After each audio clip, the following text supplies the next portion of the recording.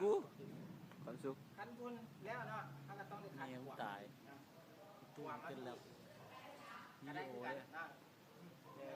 การจะมาเสียเวลาคัน ดุน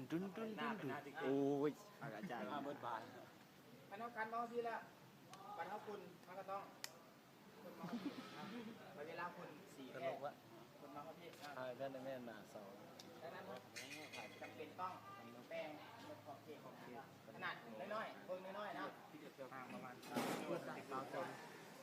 น่าเด็ดนะ ว่าวันนี้กันเมื่อเขาสีพ่นสีเลกเกอร์วันนี้พ่นสีเลกเกอร์เขาสามารถพ่นเบิดบานเลยได้ได้เพราะว่าอย่างเพราะว่าถ้าเขาสีเห็นในจุดนี้เดือนนั้นเดือนน้อยเดียวนึงมันปัดเศร้าเรื่องเดือนน้อยเดียวละเขาสีมาถ่ายวิดีโออีกปัดเสียเวลาลงยูทูบคือเอาดีทางนี้เลกเกอร์เข้ากันคือปัดตัวนี้ได้2 อย่าง